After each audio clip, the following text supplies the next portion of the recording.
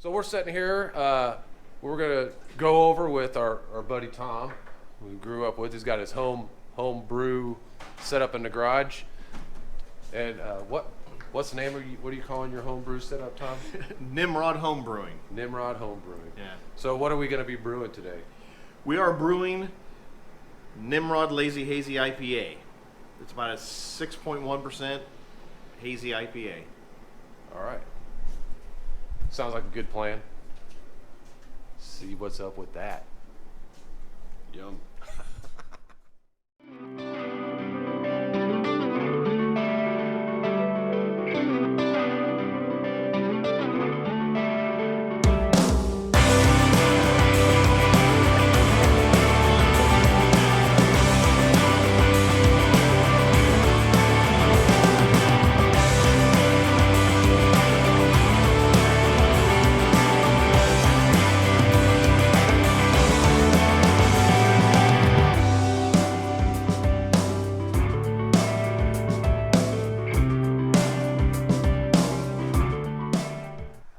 Actually, right here for the first time, I actually did a yeast starter where I actually pitched the yeast. I boiled some dry malt extract you can get in a bag. It's like powder, and 100 milliliters of water. Started that yesterday. I boiled that in that container, then chilled it. Basically, you boil it for 15 minutes to sterilize it. Then I chilled it, pitched the yeast in there, and then because I don't have a stir plate, I actually just shook it every couple hours, other than when I was sleeping overnight. So you can see that it's already eating the sugars that are in the dry malt extract. So I'll just keep that there for now, and then right at the end, an hour before, I'll actually put that in the refrigerator.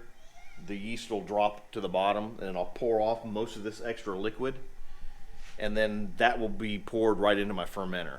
And what that does is it actually gets the yeast, it gets them eating sugar and gets them strong again. It wakes them up, basically just gets them going.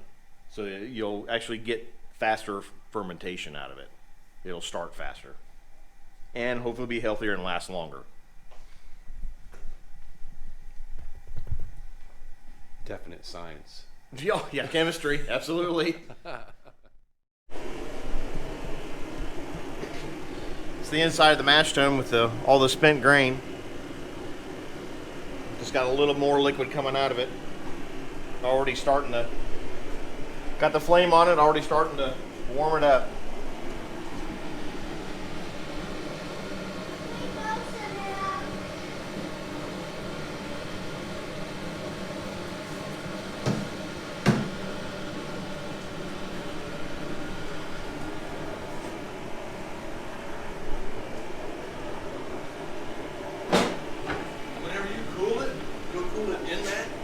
Drop that in there and run the water through it? Yeah, I'll have to drop that in there.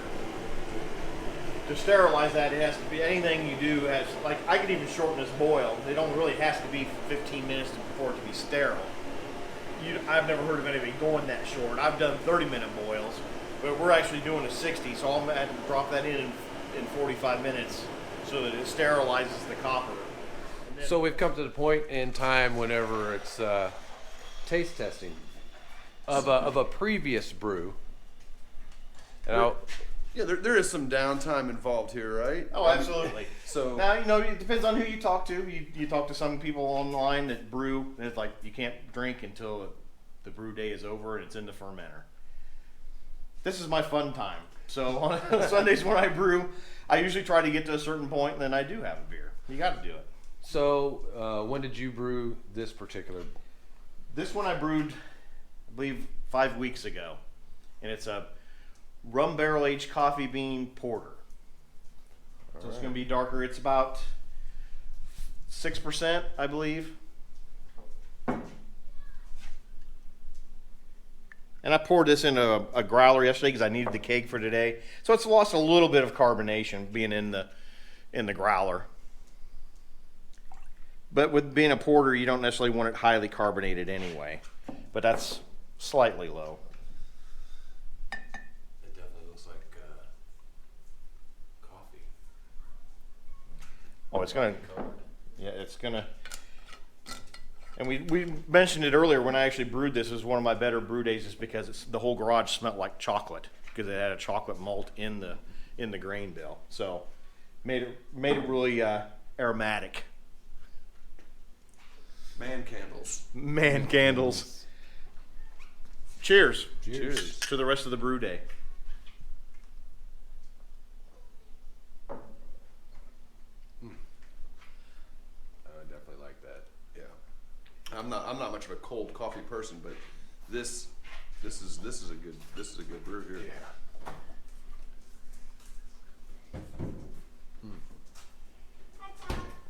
That is good. Yeah.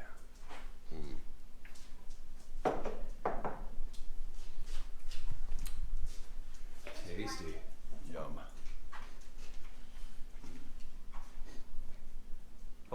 This is actually my second attempt of a porter. Or you're not filming? Yeah. This was actually my second attempt on a porter. I usually do IPAs because I end up being the one drinking them. That's what I like. So I mainly brewed this one for Christmas because my wife's family likes the darker beers, the non-fruity aspect of the beers. So here's a question for a novice, maybe. IPA. What exactly is the definition of an IPA? It's an Imperial Pale Ale is what it's called. So it's just it's heavy on the hops and bitter. Tend to be a little bit higher alcohol your Imperials are over your Pale Ales or other styles of beer. So is that a little bit more bite, to it, Yeah. basically, and a little bit more alcohol content? Right, can be, and they make sessions that are lighter in alcohol. But I've brewed a couple of those too. But so this brown one here that we got going, this is a Dunkelweizen that my wife really likes. First attempt on this one too. So we're actually gonna quick carb this in a minute once it gets all into the keg. So we'll be drinking this one before we're done brewing today, because the quick carb system only takes an hour for it to be fully carbonated. So that might be our next brew we try. All right. Depending on how crazy we want to get. Yeah.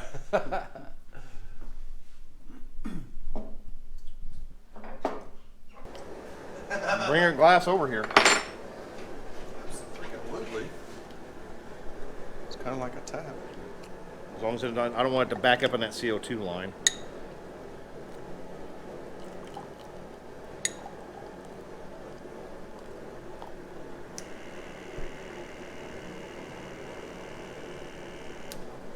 Turn. Hey. Goes up there. Would one of you kind gentlemen like to carry that in? I'm not a gentleman, but I'm kind.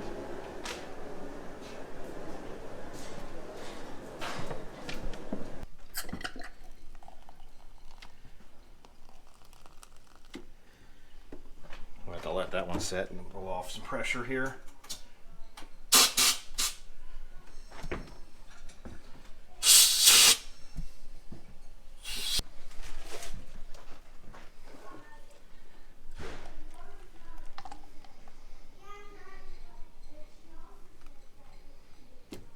Yeah, you get a couple glasses, we'll get some good beer out of it.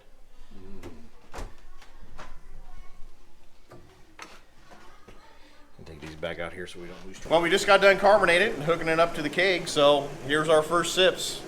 Cheers. Cheers.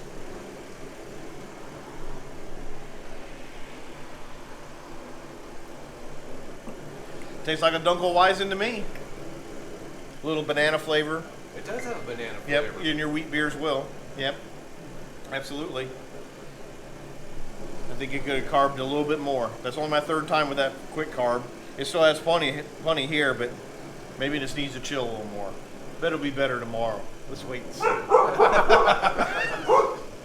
I do like that. What do you guys think of it? Oh, yeah, Have you I had do. it? I mean, I know you like beer, but I mean seriously, because it's a different. That's what it's supposed to taste like. So. No, it does. It does have a banana flavor to it. Yeah. I like that. I can't wait for the wife to try it. I gotta pour her a glass. Yeah, that's really pretty tasty.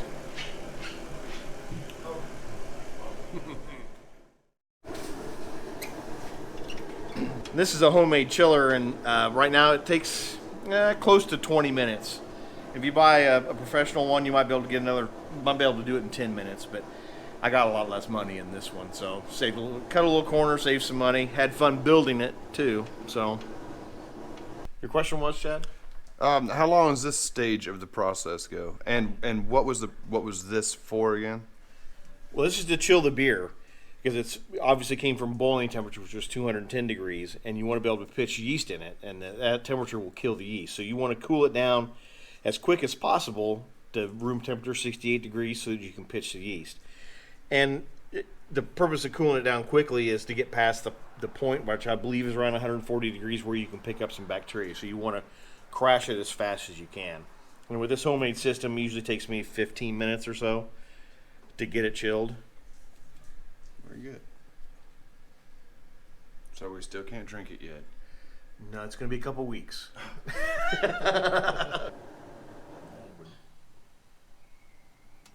By the time I take that out, I think we're going to be right at 5 gallons. This is it was the target anyway, because the yeast is only going to ferment 5 gallons anyway, and we had a little over 6 in there to begin with. So I boiled it pretty hard to condense it, to boil off some of the water to get the 5 gallons. So hopefully we're right on target. Now that we have it chilled, pouring it into the fermenter, I'm going to double check the temperature, make sure it's not too warm. Then I'm going to get my slurry out of the refrigerator. I got to aerate it and pitch the yeast, and then we'll be done. I only got one vessel left to clean.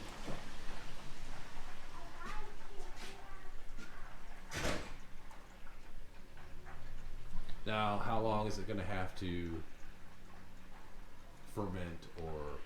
Well, what I'm going to do with this one is it's going to go about 3 days, and then I'm going to dry hop it with 2 ounces, 1 ounce of Galaxy, 1 ounce of Mosaic, and then 4 days after that, I'm going to dry hop it again with another ounce of Galaxy and an ounce of Eldorado. Then what I'll do is make sure that I'm not getting any CO2 coming out of the airlock, and I'm going to make sure it's done. Then I'll drop the yeast off it, probably let it set another 4 or 5 days, see if I got my final gravity. If I don't, then I'm going to let it set for a few more days.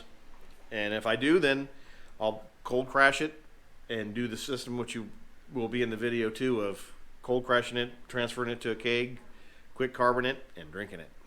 So you're looking at a week and a half? At least a week and a half, maybe longer. You know, I've been trying to slow that part down because I'm a beer drinker. I want to try the new thing. So probably at least 2 weeks, if not more. So we'll just see where it's at, how it works. This is my first time actually making a starter for my yeast, so I'm hoping that starts off a lot more vigorously than I have in the past and eats all the sugars up, so we can have more alcohol in it.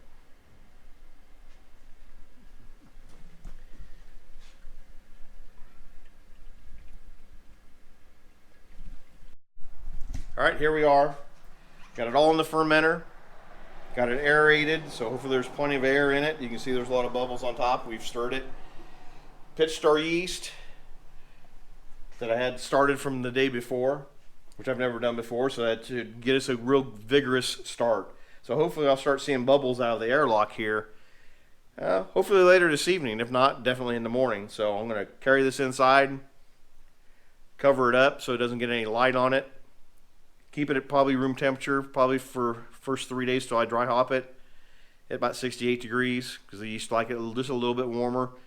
Then I'll probably end up taking it into the basement and lowering the temperature a few degrees to kind of let them slow down and eat all the sugars. So we'll see you in a couple weeks.